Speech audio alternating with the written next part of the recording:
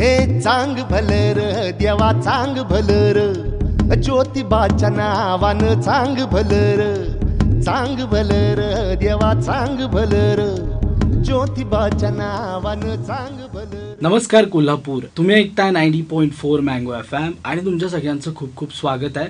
आणि तुम्हाला माहिती आहे की आपण आपल्या रेडिओच्या निमित्तानं भरपूर साऱ्या लोकांच्या मुलाखती घेत असतो आणि भरपूर सारी चांगली जी समाजाला उपयोगी कामं असतात अशा प्रकारची कामं आम्ही तुमच्या कानापर्यंत पोहोचवत असतो.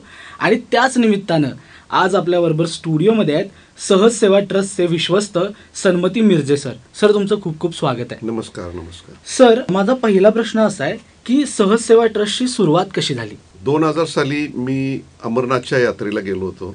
अमरनाथची यात्रा त्यावेळेला 1 महिन्याची यात्रा असायची आणि उत्तर भारतातील जे लोक 11 महिने काम करायचे आणि यात्रा करणाऱ्या लोकांच्यासाठी तिथे लंगर काढायचे. 1 महिन्यासाठी ते स्वतःचा धंदा वगैरे बंद करून त्या लंगर तिथे काढत होते. लंगर म्हणजेच अन्नछत्र. बरोबर. तर ते पाहिल्यानंतर मला असं जाणवलं की बाबा आपण आपली म्हणजे ती 1 महिन्याची यात्रा 1.5 लाख लोक यात्रे करू. बरोबर. 1 महिन्यात 1.5 लाख लोक जात होते. तरी लंगराची संख्या असायची 25-30 त्या संपूर्ण भागात. तो किती 20-25 किलोमीटरचा चालत जाण्याचा भाग असेल. त्यावेळेला मला असं जाणवलं की आपण कोल्हापुरातली यात्रा जी चैत्राची ज्योतिबाची यात्रा असते ती यात्रा तशी 2 दिवसाची किंवा 1 दिवसाची असली तरी 7 लाख लोक त्या म्हणजे यात्रेला येतात. आणि येणारा जो भाविक आहे तो सर्वसाधारण कष्टकरी, शेतकरी, शेतमजूर असा गरीब किंवा सर्वसामान्य परिवारातला येतो. तर त्याच्यासाठी आपण का असं अन्नछत्र चालू करू नये, ही 2000 साली आम्हाला सुचलेली एक कल्पना होती. काय झालं होतं म्हणजे हे अन्नछत्र चालू करण्याच्या पाठीमागे दुसरी अशी भूमिका होती, ते पण सांगतो आपल्याला. 1998-99 साली मी कैलासला जाणार म्हणून मी दररोज ज्योतिबा चढत होतो आणि ज्योतिबावरून खाली उतरत होतो. त्याच काळात यात्रेचा पण पिरियड आला आणि त्यावेळेला आम्ही मी माझ्या डोळ्यांनी बघितलं की हे जे यात्रेकरू येत होते ते स्वतः तिथं 3 दगड ठेवून त्याच्यात लाकडं घालून आणि त्याच्यावर भांडी ठेवून स्वयंपाक करत होते, जेवण करून खात होते. किंवा शिळे पाक घेऊन आलेले असायचे, भाकरी, कडक भाकरी असली ती पाण्यात भिजवून ती खात होते. असं आम्ही बघितलेलं, डोळ्यानं बघितलेलं होतं.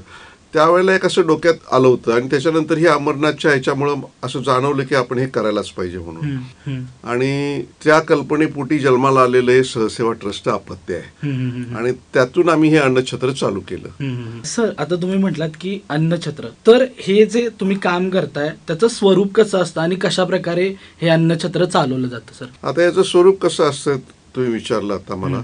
तर याचं स्वरूप असं असतं की आम्ही यात्रेच्या अगोदर 2 दिवस अन्नछत्र चालू करतो, यात्रेचा दिवस आणि यात्रेनंतरचा 1 दिवस, असं एकूण 4 दिवसाचं हे अन्नछत्र असतं.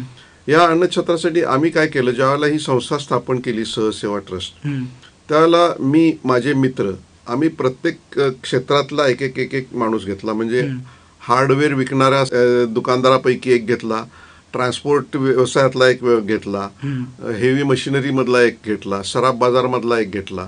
असं करून आम्ही काय केले, 20 लोकांची आम्ही टीम तयार केली.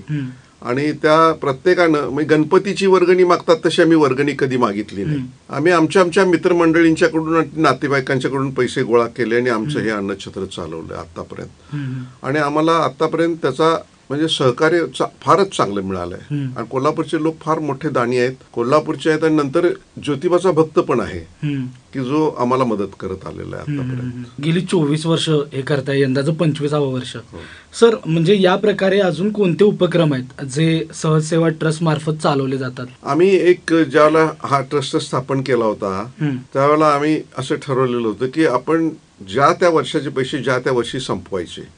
मग पहिल्या वर्षी आम्ही अन्नछत्र केलं त्यावेळेला आमच्याकडे 78,000 रुपये शिल्लक राहिले होते. त्या 78,000 रुपयाची आम्ही झाडं ज्योतिबावर आम्ही जिथं अन्नछत्र केलं होतं तिथं लावलेत. आज ती झाडं 25 वर्षाची झालेत.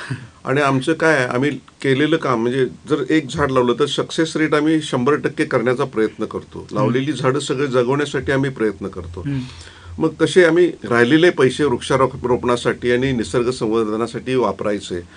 मग आम्ही जर झाडं लावू शकत नसू तर राहिलेल्या पैशातून आम्ही ट्री गार्ड्स तयार करून ठेवलेले आहेत. आता आमच्याकडे 1000 ट्री गार्ड्स आहेत की जे आम्ही ज्योतिबावर आम्हाला वापरायचे आहेत, पण त्यांचं जे प्राधिकरण वगैरे जे प्रकरण चाललंय ते झाल्यानंतर आम्हाला नक्की जागा मिळेल की कुठे लावायचं, त्यानंतर आम्ही ती लावू. नंतर काही वेळेला आमच्याकडे पैसे राहिल्यानंतर मग आम्ही स्वामी रामदेवजींना कोल्हापुरात आणलं होतं 2007 साली. फार मोठा त्यांचा आम्ही योगाचा प्रचार करण्याचा प्रयत्न केला आणि तो सक्सेसफुल पण झाला. तसंच कैलास मानसरोवर यात्री संबंधी या भागातल्या लोकांच्या मध्ये गैरसमज फार होते, तर ते कमी करण्यासाठी म्हणून आम्ही कैलास यात्रेवरती एक सीडी तयार केली, पुस्तक एक काढलं, त्याचं नाव कैलास स्पर्श असं ठेवलं. तसंच स्वामीजींच्या बरोबर संबंध आल्यानंतर भारतामध्ये असणाऱ्या सगळ्या मॅन्युस्क्रिप्ट्स म्हणजे पोथ्या म्हणतोय आपण, त्याचं डिजिटलायझेशन करून त्यांना आम्ही दिलं. जवळजवळ 40,000 पोथ्यांचं डिजिटलायझेशन करून 10 लाख पानं आम्ही त्यांना करून दिलेली आहेत, की ज्याच्यावर आता फार चांगल्या पद्धतीने त्यांची पुस्तकं यायला लागलेली आहेत त्या डिजिटलायझेशन केलेल्या याच्यावर. तसंच आम्ही स्वामीजींचा कार्यक्रम झाल्यानंतर जसं कैलास स्पर्श पुस्तक केलं होतं तसं दिव्य स्पर्श नावाचं एक पुस्तक केलं. काही वेळेला आमच्याकडे बऱ्यापैकी पैसे राहिले, एकदा 2014-15च्या दरम्यान असतील मला वाटतं, आमच्याकडे चांगले पैसे राहिल्यानंतर आम्ही कोल्हापूरचं सिव्हिल हॉस्पिटल जे आहे तिथं ऑर्थोचं जे डिपार्टमेंट आहे मेल आणि फिमेल 180 बेड्स आम्ही दिले स्टेनलेस स्टीलचे.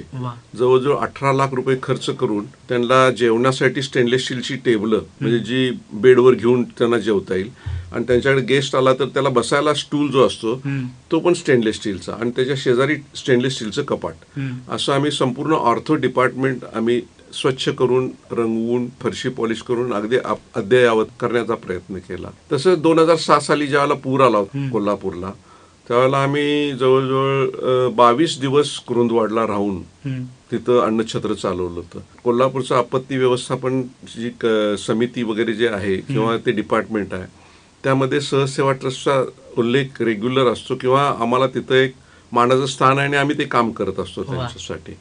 असं सहजसेवा ट्रस्ट काम करतंय. वा, खूपच छान सर काम करताय तुम्ही, आणि ही जी सेवा तुम्ही करताय ते आपण म्हणतो ना कायम की मानव सेवा हीच ईश्वर सेवा, आणि तुमच्या हातून ती घडतीये.